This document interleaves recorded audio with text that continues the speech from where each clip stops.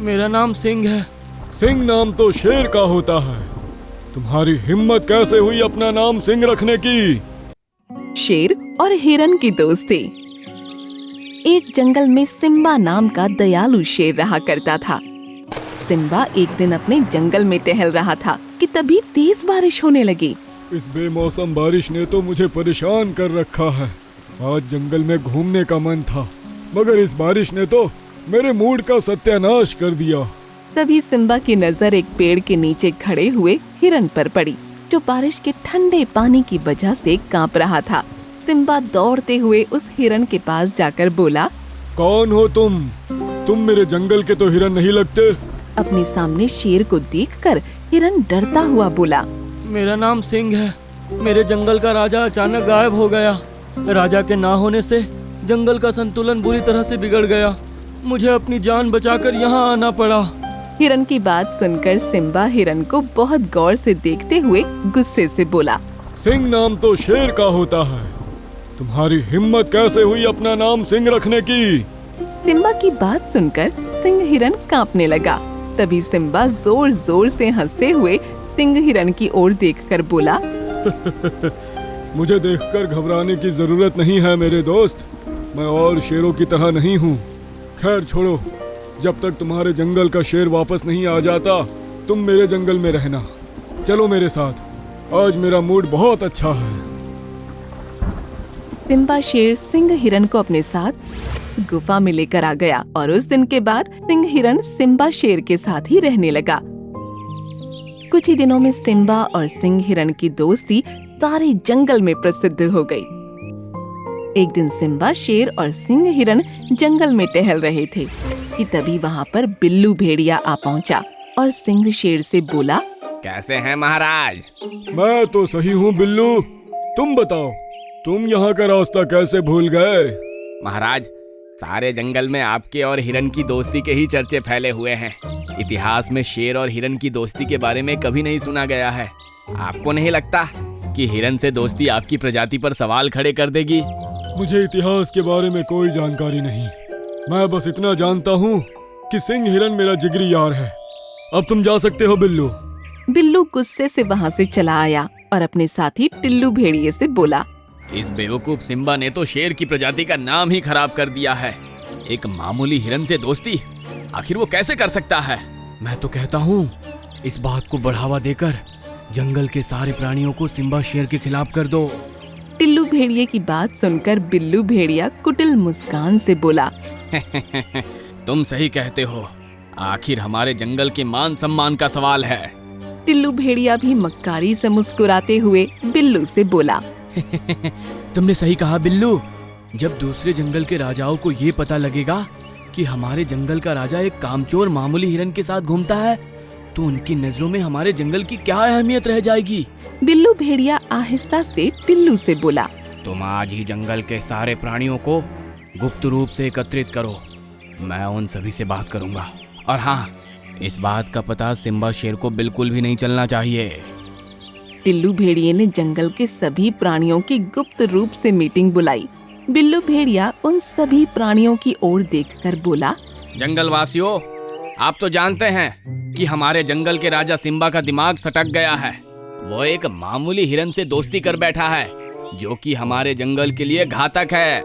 बिल्लू भेड़िए की बात सुनकर वहाँ खड़े हाथी दादा बिल्लू भेड़िए से बोले, जंगल का राजा अगर हिरन से दोस्ती करता है तो उसमें तुम्हें क्या आपत्ति है? आपकी सोच को क्या हो गया है हाथी दादा? एक तो शेर हिरन से दोस्ती कैसे कर सकता है? शेर का खौफ जंगल में होना चाहिए, मगर जिस तरह से सिम्बा हरकतें कर रहा है उससे उसका खौफ खत्म हो जाएगा और दूसरे जंगल के शेर को इस जंगल में आक्रमण करने का बहाना मिल जाएगा। बिल्लू भेड़िए की बात सुनकर वहाँ खड़ी हुई मीनू लोमड़ी गहरी सोच में डूबती हुई बोली, तो फिर तुम बताओ हम सबको क्या करना चाहिए? तुम सबको एकजुट होकर मेरा साथ देना चाहिए और मुझे राजा घोषित करना चाहिए। मैं भी शेर से कम नहीं हूँ। भेड़िए भी शेर की तरह ही घातक, खतरनाक और बुद्धिमान होते हैं। बिल्लू भेड़िए की बात से सारे जंगल के प्राणी सहमत हो गए, सिवाय हाथी दादा को छोड़कर। हाथी दादा तुरंत सिम्बा के पास जाकर बोले, महाराज, आपको यहाँ से चले जाना चाहिए। सिम्बा हाथी दादा की बात सुनकर चौंकते हुए बोला। ऐसा क्यों बोल रहे हो? ये मेरा जंगल है और मैं अपना जंगल छोड़कर क्यों जाऊं? हाथी दादा सारी घटना बताते हुए सिम्बा शेर से बोले।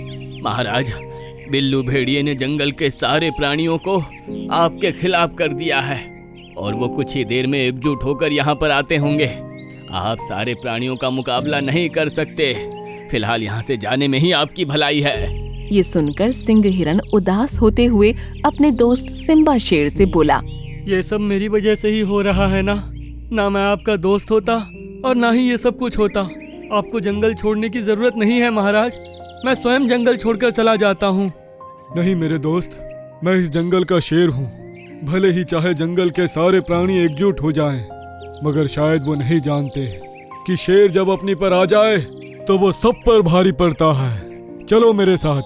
सिम्बा शेर हाथी दादा और अपने दोस्त सिंह हिरन को लेकर उस जगह पर पहुंचा जहां सारे जंगल के जानवर बिल्लू और टिल्लू सहित जमा थे।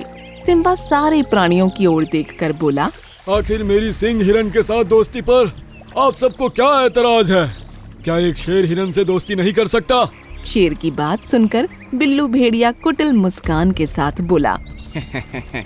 उन सबसे क्या बात कर रहे हो? मुझसे बात करो। बिल्लू भेड़िए की बात सुनकर सिम्बा शेर क्रोधित होकर बोला। मैं अपने जंगल के वासियों से बात कर रहा हूँ बिल्लू भेड़िए, तुमसे बात नहीं कर रहा। मैं इनका राजा हूँ। आप राजा हैं नहीं, आप राजा थे। शायद आपको नहीं पता कि जंगल के सारे प्राणियों ने अपना राजा मुझे मान लिया है। बिल्लू भेड़िए की बात सुनकर सिम्बा शेर का गुस्सा सातवें आसमान पर पहुंच गया। तुम अपने आप को समझते क्या हो बिल्लू? तुम्हें इस जंगल का राजा बनने से पहले मुझसे युद्ध करना होगा। सिम्बा शेर ने इतना कहा ही था कि तभी सिंह हिरन सिम्बा से बोला। महाराज, आपको इस भेड़िए के साथ युद्ध करने की कोई आवश्यकता नहीं। इस भेड़िए के लिए मैं ही काफी हूँ। मैं इसके साथ युद्ध करूँगा। ये सुनकर शेर और सभी जानवर बुरी तरह से चौंक पड़े। बिल्लू भेड़िया हंसते हुए सिंह हिरन की ओर देखकर बोला। अब मेरे इतने बुरे दिन आ गए कि मैं एक हिरन के साथ युद्ध करूँगा। मैं तुम्हें युद्ध के लिए ललकारता हूँ। अगर युद्ध में मैं मारा गया तो मेरा मांस तुम आराम से खा सकते हो। सिम्बा ने सिंह हिरन को बहुत रोकने की कोशिश की, मगर सिंह हिरन न माना। कुछ देर में सिंह हिरन और बिल्लू भेड़िए के बीच युद्ध छिड़ गया और इस युद्ध में सिंह हिरन ने जंगल के सभी जानवरों को आश्चर्य में डाल दिया। सिंह हिरन ने बड़ी आसानी से बिल्लू भेड़िए को हरा दिया। बिल्लू भेड़िया गुस्से से बोला। तुम तो एक मामूली हिरन हो, आखिर तुम्हारे पास इतनी शक्ति कहाँ से आई? बिल्लू भेड़िए ने इतना कहा ही था कि तभी रंग बिरंगी किरणों के साथ सिंह हिरन एक शेर में परिवर्तित हो गया। ये देख सभी और ज्यादा हैरत में पड़ गए। ये कैसा चमत्कार है? तुम तो शेर में परिवर्तित हो गए। तभी वहाँ रंग बिरंगी किरणों के साथ एक साधु प्रकट होकर सिम्बा शेर से बोला। तुम्हारा दोस्त हिरन एक शेर ही है सिम्बा। ये हिरन मेरे श्राप के कारण बना। जब ये शेर था तो निर्दोष और कमजोर प्राणियों को मार देता था, इसीलिए मैंने इसे श्राप देकर एक कमजोर प्राणी में परिवर्तित कर दिया ताकि इसे पता लगे कि कमजोर होने का एहसास क्या होता है। हिरन बनने के बाद ये फूट फूट कर रोने लगा। तब मैंने इससे कहा कि जब तू हिरन के ही रूप में किसी ताकतवर के साथ युद्ध की परिस्थिति में युद्ध करेगा तो तू फिर अपने असली रूप में आ जाएगा। इतना बोलकर साधु वहाँ से गायब हो गया। सिम्बा दूसरे शेर की ओर देखकर बोला। अब मैं समझा कि तुमने अपना नाम सिंह हिरन क्यों बताया था, क्योंकि असल में तुम सिंह ही थे और जिस जंगल के बारे में तुम बता रहे थे उस जंगल के राजा तुम ही थे ना? दूसरा शेर मुस्कुराते हुए बोला। तुमने बिल्कुल सही कहा। अब मैं अपने जंगल जा रहा हूँ, लेकिन हम दोनों की दोस्ती बरकरार रहेगी। सिंह शेर अपने जंगल वापस चला गया। सिम्बा शेर ने बिल्लू और टिल्लू भेड़िए को धक्के देकर जंगल से बाहर निकाल दिया। जंगल के सभी जानवर मूर्ख हो गए हैं। मेरा तो प्यास के मारे बुरा हाल है। अगर मैंने पानी नहीं पिया तो वैसे ही मर जाऊंगा। इससे बेहतर यही है कि पानी पीकर ही मरूं। एक जंगल में शेर खान नाम का एक बहुत ही क्रूर शेर रहा करता था। जंगल के सभी जानवर शेर खान के नाम से बहुत खौफ खाते थे। शेर खान जब भी जंगल में निकलता तो सभी जानवर डर के मारे अपने अपने घरों में दुबक जाते। शेर खान की जिस किसी भी जानवर को खाने की मर्जी होती, शेर खान उसे खा जाता। शेर खान बच्चों और बूढ़ों तक को नहीं छोड़ता था। सभी जानवर शेर खान के आतंक से बुरी तरह तंग आ चुके थे। तो वहीं दूसरी ओर शेर खान का मंत्री चार्ल्स, जो कि एक चीता था, वो शेर खान से ज्यादा क्रूर था। वो दिन भर शेर खान जंगल के वासियों के खिलाफ शेर खान के कान भरता रहता और शेर खान को बताता रहता कि इस समय जंगल का कौन सा जानवर तगड़ा और स्वादिष्ट है। शेर खान अपने मंत्री चार्ल्स पर आंख बंद करके भरोसा करता था। एक दिन की बात है, जंगल में भयंकर सूखा पड़ गया। जंगल के सभी तालाब सूख गए सिवाय एक तालाब के। शेर खान और उसका मंत्री चार्ल्स उसी तालाब में से पानी पी रहे थे। तभी शेर खान के मंत्री चार्ल्स के दिमाग में एक खुराफाती योजना आई। उसने शेर खान की ओर देखकर कहा, महाराज, जंगल के सारे तालाब सूख चुके हैं, केवल यही तालाब बचा है अब तक। तुम्हारे कहने का मतलब क्या है मेरे दोस्त? मेरे कहने का मतलब यही है कि अगर जंगल के सारे जानवर इस तालाब का पानी पिएंगे तो इस तालाब से भी पानी खत्म हो जाएगा। तुम मेरे सबसे प्रिय मंत्री और दोस्त हो। तुम मेरा कितना ख्याल रखते हो। इतना कहकर शेर खान अपने मंत्री चार्ल्स के साथ अपनी गुफा पर पहुंच गया।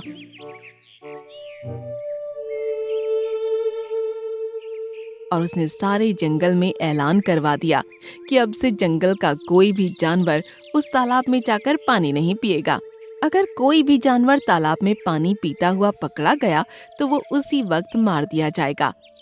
शेर खान के इस फैसले से जंगल के जानवरों में खलबली मच गई, मगर किसी में इतनी हिम्मत नहीं थी कि वो इस फैसले के खिलाफ बगावत कर सके, क्योंकि शेर खान और चार्ल्स की जोड़ी बहुत ताकतवर थी। कुछ ही दिनों में जंगल के जानवर प्यास की वजह से इधर-उधर तड़पने लगे। कुछ समय बाद जंगल के सभी जानवर एक जगह जमा हुए। हाथी दादा, जो उन सब में सबसे ज्यादा समझदार थे, सभी जानवरों की ओर देखते हुए बोले, हम ऐसे कब तक प्यास से तड़पते रहेंगे? कुछ दिन तक अगर यही हाल रहा तो धीरे धीरे करके जानवर मरने शुरू हो जाएंगे। मिंकू बंदर, जिसका नंबर समझदारी में हाथी दादा के बाद आता था, वो हाथी दादा की ओर देखकर बोला, तो फिर हम कर भी क्या सकते हैं हाथी दादा? हम उन दोनों का मुकाबला नहीं कर सकते। मेरा ख्याल है कि हम सबको जंगल छोड़कर यहाँ से चले जाना चाहिए। मैं दूसरे जंगल में भी आता जाता रहता हूँ। दूसरे जंगल का हाल भी हमारे ही जैसा है। हर जंगल में आपको शेर खान जैसे राजा ही मिलेंगे। मिंकू बंदर की बात सुनकर हाथी दादा मायूस होकर बैठ गए और वहां बैठे हुए सभी जानवर निराश होकर अपने अपने घर चले गए। कुछ समय ऐसे ही बीत गया। उसी जंगल में हैरी और एडवर्ड नाम के दो हिरण भाई रहा करते थे। हैरी हिरण एडवर्ड हिरण से उम्र में बड़ा था।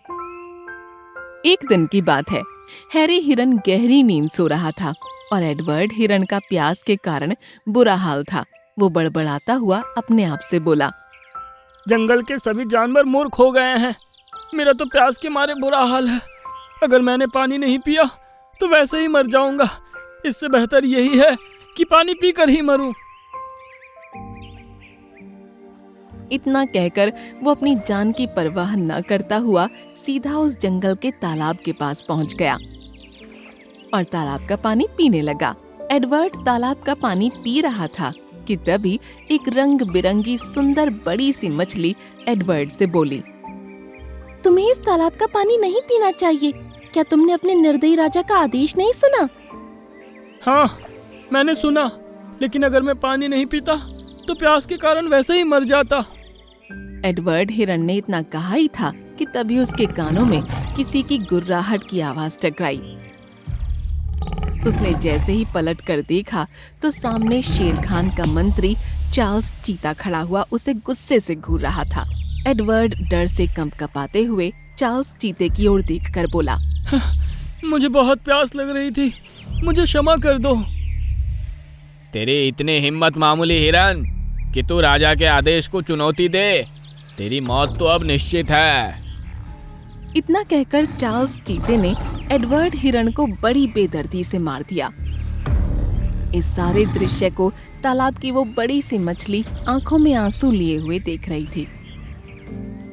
इत्तेफाक से एक पेड़ के ऊपर इस दृश्य को मिंकू बंदर भी देख रहा था। वो दौड़ता हुआ सीधे हैरी हिरन के पास पहुंचा। उसने सारी घटना हैरी को बता दी। अपने भाई की मौत की खबर सुनकर हैरी दौड़ता हुआ वहां आया। चार्ल्स चीता वहां से जा चुका था। अपने भाई को जमीन पर पड़ा हुआ खून से लथपथ देख वो फूट फूट कर रोने लगा। मैंने तुमसे मना किया था छोटे भाई, लेकिन तुम नहीं माने। काश तुम मेरी बात मान जाते तो आज जीवित होते, लेकिन मैं तुम्हारी मौत का बदला जरूर लूंगा। मैं शेर खान और चार्ल्स चीते को जीवित नहीं छोड़ूंगा। लेकिन तुम ऐसा कैसे कर सकते हो? वो दोनों बहुत ताकतवर हैं। मिंकू ने इतना कहा ही था कि तभी तालाब के ऊपर से रंग बिरंगी किरणें फूटने लगीं। देखते ही देखते उन दोनों की आंखों के सामने उस बड़ी सी मछली ने एक सुंदर परी का रूप धारण कर लिया। कौन हो तुम? मैं एक जादुई परी हूँ जो बरसों से इस तालाब में मछली के रूप में रह रही हूँ। वैसे तो मुझे तुम सबकी दुनिया में दखल देने की इजाजत नहीं है, लेकिन इस हिरण के आंसू मुझसे देखे नहीं गए।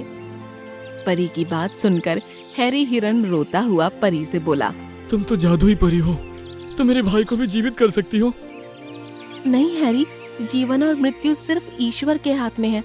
मैं इसमें कुछ नहीं कर सकती, लेकिन मैं तुम्हारी मदद जरूर कर सकती हूँ। तुम शेर खान और उसके मंत्री को जान से मार दो। हमारे लिए इससे बड़ी मदद क्या होगी? नहीं, वो दोनों स्वयं एक दूसरे को मारेंगे। इतना कहकर उस परी ने अपने हाथ में पकड़ी हुई छड़ी मिंकू बंदर और हैरी हिरन के आगे कर दी। उस छड़ी में से सुंदर रंग बिरंगी किरणें निकलकर उन दोनों के चेहरे पर पड़ने लगीं। कुछ देर बाद वो किरणें निकलनी बंद हो गईं। मिंकू बंदर, तुम शेर खान के पास जाओ और उससे कहो कि चार्ल्स चीता तुम्हें मारकर जंगल का राजा बनना चाहता है। और हैरी हिरन, तुम उस चार्ल्स चीते के पास जाओ और उससे कहो कि वही जंगल का असली राजा है। लेकिन वो हम दोनों की बात मानेंगे? मैंने तुम दोनों के शरीर में जादुई शक्तियां डाल दी हैं। तुम्हारे मुंह से निकले हुए एक एक शब्द उन दोनों को सत्य लगेंगे। इस जादू का असर कुछ ही देर तक रहेगा, इसलिए ये काम तुम्हें जल्द करना होगा। हैरी हिरन और मिंकू बंदर दौड़ते हुए चार्ल्स चीते और शेर खान के पास पहुंचकर एक दूसरे के खिलाफ उन्हें भड़काने लगे। उनके मुंह से निकले हुए एक एक शब्द चार्ल्स चीते और शेर खान को सच लगने लगे। वो दोनों क्रोधित होकर आमने सामने आ गए। मैंने तुझे इस जंगल का मंत्री बनाया और तू मुझे मारकर इस जंगल का राजा बनना चाहता है। तूने मुझे इस जंगल का मंत्री बनाकर कोई एहसान नहीं किया। मैं एक ताकतवर चीता हूँ। मैं तुझसे बेहतर इस जंगल को चला सकता हूँ। तो फिर ठीक है, इस लड़ाई में हम दोनों में जो भी जीवित बचेगा वही जंगल में हुकूमत करेगा। इतना कहकर शेर खान ने चार्ल्स चीते के ऊपर हमला कर दिया। चार्ल्स चीता और शेर खान बुरी तरह से लड़ने लगे। कुछ ही देर में उन दोनों ने एक दूसरे को बुरी तरह से घायल कर दिया और जमीन पर गिरकर तड़प तड़प कर मर गए। उनके मरते ही जंगल में खुशी का माहौल छा गया। जंगल के सभी जानवर बहुत खुश थे कि आखिरकार उन्हें दो निर्दयी शासकों से मुक्ति मिली। मिंकू बंदर और हैरी हिरन ने सारे जानवरों को बता दिया कि उनकी मदद तालाब में रह रही एक परी ने की है। सारे जानवर खुश होते हुए उस तालाब के पास पहुंच गए, जहां पर परी शायद उनका ही इंतजार कर रही थी। वो परी जानवरों की ओर देखकर बोली, अब मेरा भेद खुल चुका है, इसलिए अब मुझे यहाँ से जाना होगा। तुम हमें छोड़कर मत जाओ, तुमने हमारी मदद की है। नहीं, अब मैं यहाँ पर चाहकर भी नहीं रह सकती। तुम सब हमेशा एक बात याद रखना, कभी भी मुसीबत से घबराना मत। अगर तुम एक साथ होकर अपने दिमाग की शक्ति का इस्तेमाल करोगे तो बड़ी से बड़ी मुसीबत का सामना कर सकते हो। इतना कहकर वो परी गायब हो गई और जंगल के सभी जानवर खुशी खुशी जंगल में रहने लगे।